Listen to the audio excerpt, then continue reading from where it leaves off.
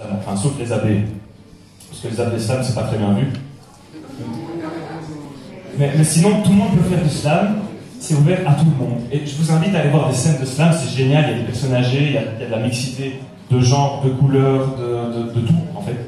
Et le but, c'est le contenu de ce que tu dis, c'est pas qui tu es. J'ai eu plus de critiques, je citerai pas de nom, de scènes d'humoristes bien connus, rien que parce que j'ai une cravate, qui soi-disant voulait dire richesse, que dans les quartiers où il y a des jeunes qui veulent juste voir ce que t'as dans le bide, en fait, avant de te l'ouvrir, mais c'est une autre question.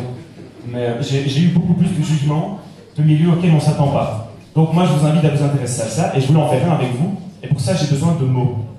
Qui peut me donner des mots aujourd'hui qui, pour vous, ont pensé à la communication, et je vais essayer de les introduire. Connaissance. Hippopotame. Connard. Ok. Connaissance, hippopotame, connard. Langue. On parle là-dessus? Il m'en faut encore un. Parce que j'ai la chance d'avoir 5 doigts.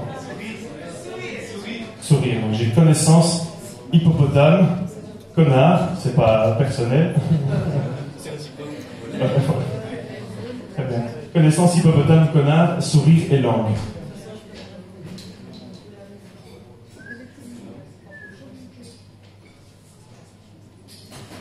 Qu'est-ce que l'éloquence, si ce n'est pas une forme de chance?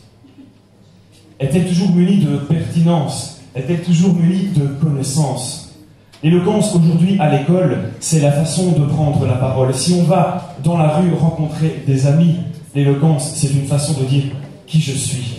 Peut-être qu'elle vient de ta langue, de ta façon de t'exprimer. Peut-être qu'elle vient de ton éducation, de comment tu as été élevé.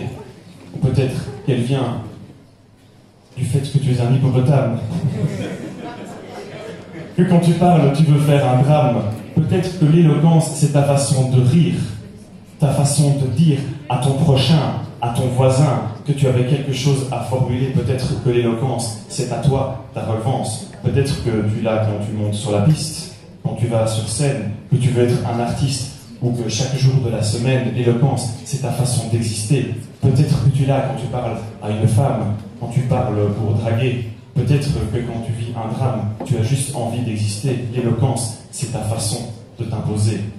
Peut-être que dans tes relations sociales, dans ton travail, tu veux faire un scandale parce que tu es une canaille. Tu te comportes comme un connard. Et donc, tu voudrais pouvoir le déclamer. Alors, parfois, le soir, tu écris ce qui te traverse la pensée. Peut-être que tu veux faire de la politique et que c'est la nuit que tu fais ta dialectique. Peut-être que c'est à travers le rire que tu veux frapper les autres. Alors, avant de mourir, dis ce que tu veux par égard pour la norme. Alité, tu te vautres. Si tu ne peux pas t'exprimer, alors tu es réduit au silence. C'est pourquoi toi, jeune, noir, blanc, femme, peu importe ta sexualité, je t'invite à l'éloquence. Merci.